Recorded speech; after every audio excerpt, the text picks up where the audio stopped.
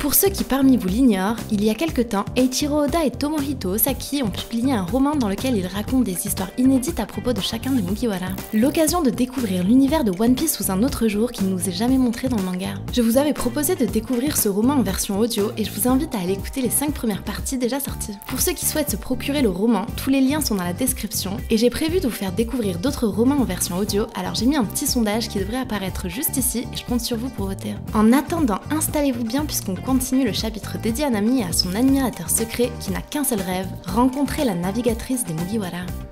Et avant de commencer cette vidéo, je voudrais remercier Red Shadow Legends qui sponsorise cette vidéo. Pour ceux qui ne connaissent pas, Red Shadow Legends est un jeu RPG tout neuf qui a bouleversé le monde des jeux vidéo. En seulement 3 mois, près de 10 millions de joueurs dans le monde entier ont téléchargé le jeu. Le jeu a un scénario épique, des graphismes impressionnants, un gameplay stratégique, des batailles de boss géants et plus de 400 champions à obtenir et à personnaliser. Mon champion préféré est Hélène, car j'adore tout simplement son style et en général, j'aime bien jouer l'arc. Ce que j'aime dans ce jeu, c'est qu'il est accessible, facile à jouer et il peut donc convenir à tous. Moi personnellement, ce que je préfère ce sont les batailles PVP, mais ce n'est que mon avis. Vous pouvez donc vous amuser avec des batailles PVP à l'arène, des batailles PVE dans les donjons, bref, le jeu est vraiment top.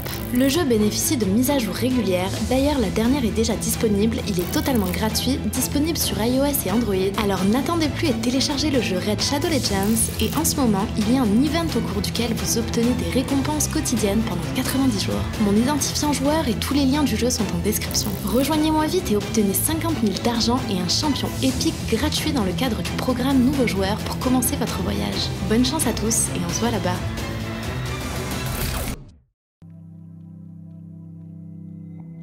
Mugiwara Stories partie 6, à la rencontre de ma navigatrice préférée.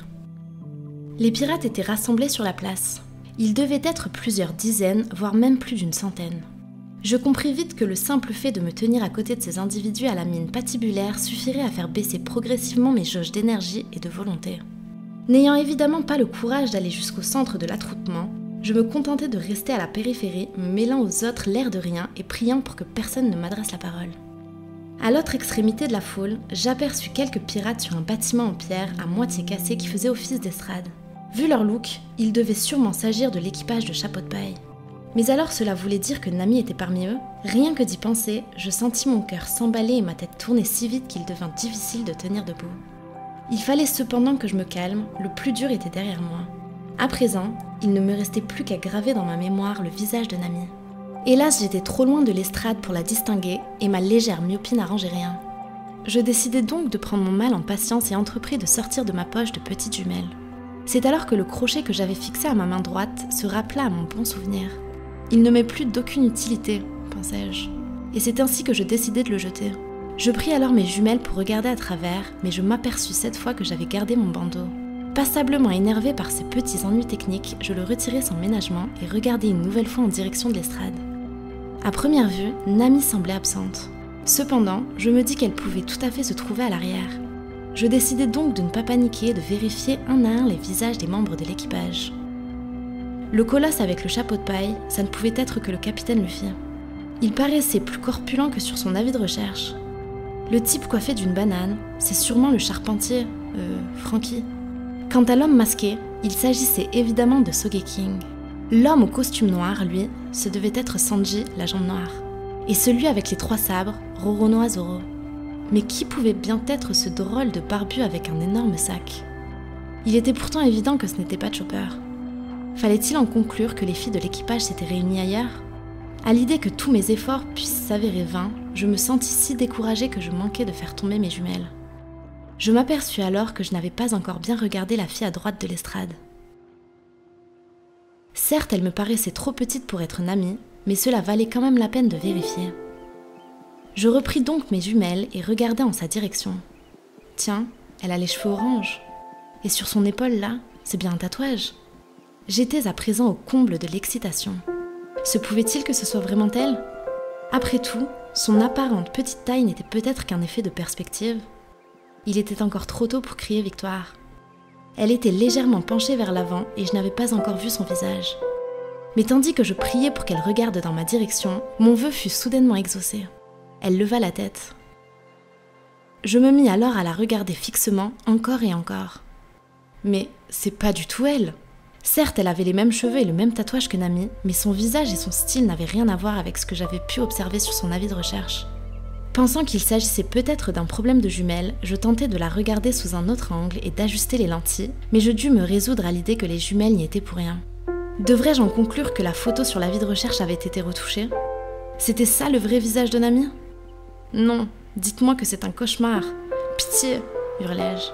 C'est alors qu'un pirate me saisit par l'épaule. Dis, t'as pas fini de faire du bruit? Ça fait depuis tout à l'heure qu'on n'entend que toi. Touche-moi encore une fois et je t'explose la tronche, le menaçai-je d'un air mauvais. Pardon, gémit-il en reculant. Mon visage était rouge de colère. J'étais venue admirer une déesse et tout ce à quoi j'avais droit, c'était un laideron sans aucune ressemblance avec l'avis de recherche officiel. Pendant ce temps, sur l'estrade, le gros Luffy s'était mis à hurler des choses auxquelles je ne comprenais rien. Un de ces criminels a été retrouvé. On va déjà lui faire voir de quel bois se chauffent les vrais pirates. Il pouvait dire ce qu'il voulait, cela ne m'intéressait plus. Nami n'était pas celle que je croyais, et mon rêve venait de s'effondrer, me laissant totalement sous le choc. Mais qu'avais-je bien pu faire pour mériter cela? Pour une fois que je risquais ma vie pour quelque chose. C'en est fini de vous, misérable ramassis de pirates. Des cris et des coups de feu se mirent à retentir sur la place, me tirant aussitôt de mes pensées. Je voulus me retourner, mais ce que je vis me stupéfia. Des soldats armés avaient envahi les lieux. Ce message s'adresse à Chapeau de Paille et ses acolytes. Rendez-vous sans résister. Nous avons complètement isolé les voies d'accès au Groove 6. Toute retraite est désormais impossible. Je n'en croyais pas mes oreilles. La place fut soudain plongée dans le plus grand chaos. Tandis que la bataille s'engageait entre les pirates et les soldats, des coups de feu et des bruits d'épée se mirent à retentir çà et là.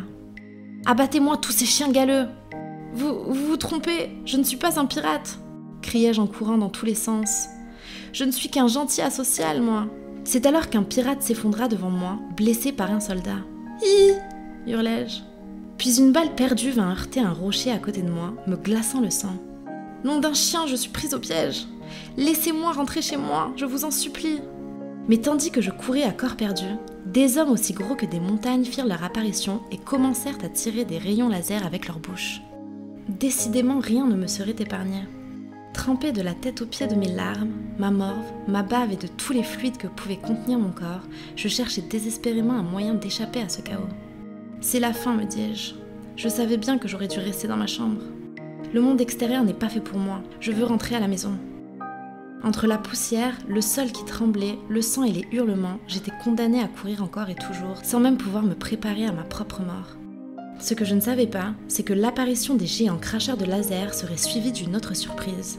Peu de temps après, le grand Chapeau de Paille se fit assommer d'un seul coup de hache par un soldat de la marine. Il n'y a aucune comparaison possible entre Chapeau de Paille et un bon à rien comme toi. Alors comme ça cet homme était un imposteur? Bien que l'étonnement fût grand, je ressentis en même temps un profond soulagement. Puisque ce Chapeau de Paille était un faux, il devait en être de même pour tous ceux et celles qui étaient sur cette estrade. Y compris cette affreuse Nami. Mais je n'étais pas au bout de mes surprises. Je découvris ensuite que le vrai Chapeau de Paille n'était autre que ce fameux barbu avec un énorme sac. Il n'y avait donc pas que les usurpateurs, mais aussi les originaux, car Zoro et Sanji venaient d'arriver, eux aussi. Sitôt réunis, les trois compères quittèrent immédiatement la place, me laissant bouche bée devant une telle succession de rebondissements. Ce ne fut dès lors qu'une question de temps avant que la place ne redevienne calme, les soldats de la marine se lançant les uns après les autres à la poursuite des trois fuyards. Ouf, j'allais pouvoir rentrer chez moi sain et sauf. Soulagée par la tournure qu'avaient prise les événements, je posai un genou à terre. Mon chapeau de pirate était tombé pendant que je courais, mais je n'avais pas l'intention de le chercher. Tout ce qui m'importait désormais, c'était de rentrer à la maison. Le véritable équipage de Chapeau de Paille est au Groove 42, dépêchez-vous! En cherchant à savoir d'où provenait cette voix, j'aperçus un soldat de la marine qui courait. Ainsi, ils étaient au Groove 42. Voilà qui me plaçait devant un terrible dilemme. « Comment ça, un terrible dilemme ?» me dit une petite voix dans ma tête. « Tu ne comptes pas y aller tout de même ? Avec tous les soldats qu'il va y avoir, ça va être un vrai carnage. Sachant que tu viens d'échapper à la mort, avoue que ce serait trop bête de risquer ta vie une seconde fois. » Je le savais tout ça, mais je savais aussi qu'en allant là-bas, je posai ma main sur ma poitrine. « Tu peux encore courir ?» me demandai-je. « Oui. » Je me relevai. Lorsque j'arrivai en rampant dans la baie du Groove 42, l'équipage de Chapeau de Paille était sous le feu de la marine et des obus tombaient tout autour de leur navire. Pourvu qu'il n'arrive rien à Nami. Mais l'apparition d'un autre vaisseau pirate tiré par deux gros serpents, celui-là, provoqua l'arrêt des bombardements. J'en profitais pour m'approcher du navire de chapeau de paille en descendant le long des racines de la mangrove. Mais la peur que les combats reprennent de plus belle et que je me retrouve pris entre deux feux était telle que je préférais m'arrêter à une centaine de mètres de l'embarcation pour me cacher dans le renfoncement d'une racine d'où j'allais pouvoir suivre la situation avec mes jumelles. Le vrai Luffy était là, sur le pont du navire, en compagnie de tous ses membres d'équipage. Mais je ne pris pas la peine de vérifier le visage de chacun d'entre eux, car mon regard fut aussitôt happé par une déesse aux longs cheveux orange, vêtue d'un bikini et d'un jean. Nami en personne. L'émotion dont mon corps fut alors traversé était au-delà des mots. Elle était infiniment plus ravissante et stylée que sur son avis de recherche, comme si toute la beauté du monde s'était cristallisée en elle. Bien évidemment, j'avais aussi remarqué la présence de la somptueuse Nico Robin. Mais ce qui m'avait motivée à venir jusque-là au prix d'efforts surhumains, c'était sans conteste ma passion pour Nami. Elle était si belle, distinguée, charmante, trop même. C'est bien simple, je n'avais d'yeux que pour elle. Devant tant de lumière, je ne pouvais que pousser de longs soupirs. Mais mon bonheur fut de courte durée. Le navire de chapeau de paille se couvrit d'une immense bulle qui servait aux traversées sous-marines. Sur le pont, Nami semblait donner des instructions aux autres membres de l'équipage. La marine avait beau les menacer, elle remplissait ses fonctions de navigatrice sans montrer le moindre signe d'affolement. C'est alors que je compris. Si Nami m'éblouissait à ce point, ce n'était pas uniquement en raison de sa beauté. C'était aussi parce qu'elle était prête à tout pour accomplir sa mission. Je savais à présent ce qui la rendait si resplendissante, son sens du devoir. Mais elle avait beau être admirable, cela ne faisait naître en moi aucun sentiment d'infériorité. Je me disais au contraire que pour briller comme elle, il me suffirait de trouver ma voie, si tant est qu'elle existât. La peur qui avait dominé mon cœur pendant si longtemps se dissipait peu à peu. C'était comme si la silhouette éclatante de Nami m'avait débarrassé de toutes mes pensées négatives. Bien décidée à la suivre des yeux jusqu'à la dernière seconde, je serrais mes jumelles de toutes mes forces et scrutais le navire de chapeau de paille tandis qu'il s'immergeait en vue du grand départ. Lorsqu'il disparut totalement sous les flots, Nami était sur le pont, le poing levé. Jamais je n'oublierai le sourire qui était le sien à cet instant-là. Bonne continuation, Nami. Moi aussi, Malgré les larmes qui coulaient sur mes joues et les traces que n'allaient pas manquer de laisser les jumelles autour de mes yeux, je décidai d'observer encore quelque temps ces eaux que le navire de chapeau de paille venait de quitter. Lorsque j'ouvris la porte de la maison, je trouvai ma mère qui m'attendait. Voyant les nombreuses éraflures que j'avais au visage et au corps, elle me sourit. « Ah, te revoilà. Coucou. Alors, tu as pu la voir ? Ma mère s'interrompit, le temps de choisir ses mots. « Cette fille que tu aimes ?»« Oui, acquiesçai-je. » C'était vrai. J'étais effectivement allée à la rencontre d'une belle et forte navigatrice. J'avais cru mourir, mais la récompense avait été à la hauteur des risques. Ou plutôt non, les frayeurs que j'avais eues faisaient partie intégrante de la récompense. « Dis maman. »« Oui, j'ai décidé que j'allais retourner à l'école, ou bien chercher du travail. »« C'est vrai ?» répondit-elle la main sur la bouche. « Je suis fière de toi, mon fils. » Je secouai la tête. Si elle devait féliciter quelqu'un, ce n'était pas moi. C'était Nami.